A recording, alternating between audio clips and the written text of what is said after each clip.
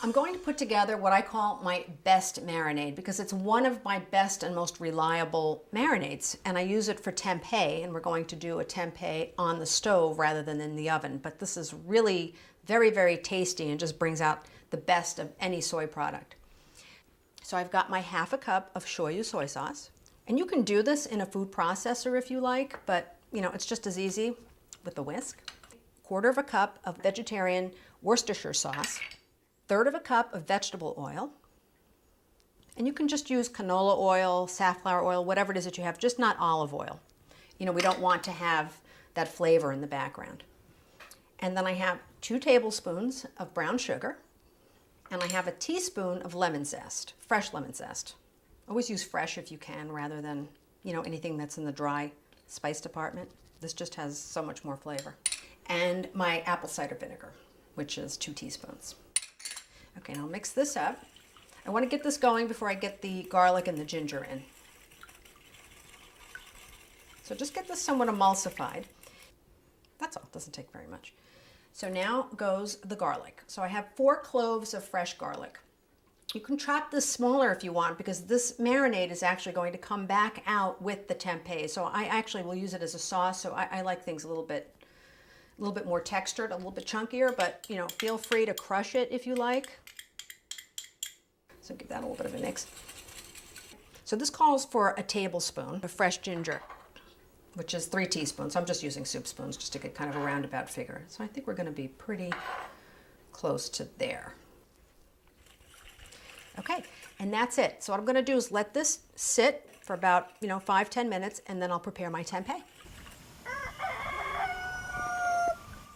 Okay, so what I'm going to do is get ready to split this. So I'm going to cut it in half. This is so yummy. I'm going to heat up about 3 tablespoons of vegetable oil in, a fairly wide pan, some sort of a pan. You could do it in a skillet, but you really want to have something with a lid. And just a light vegetable oil is best.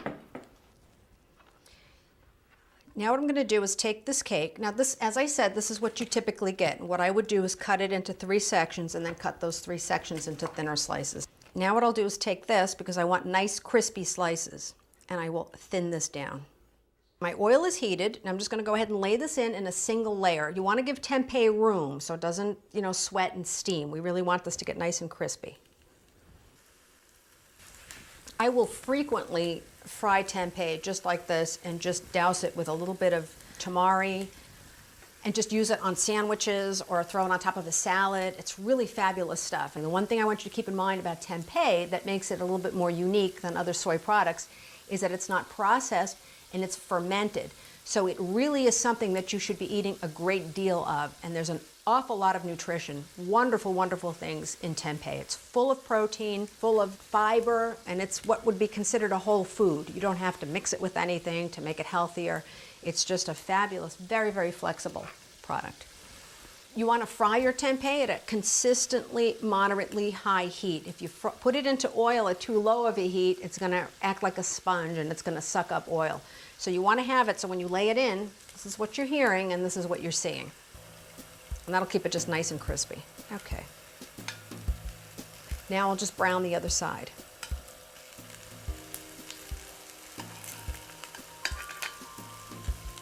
Okay, I'm going to check the underside of the tempeh. That's nice. It's nice and crispy. It smells delicious. I love this because it really has just a nice aroma. All right, so now what I'm going to do, the pan is hot. Just lower it a little bit, a tiny bit, so you still want it on good medium. And I'm going to pour this in, and it's going to be a lot of action here in a minute.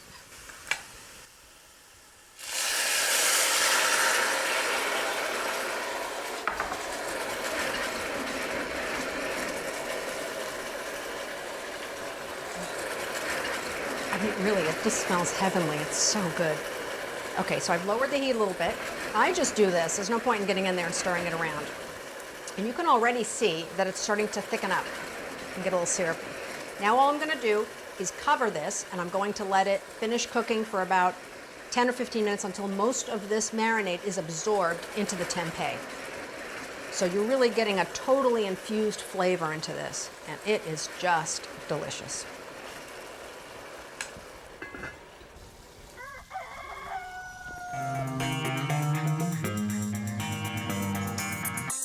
So this has been about 10-15 minutes.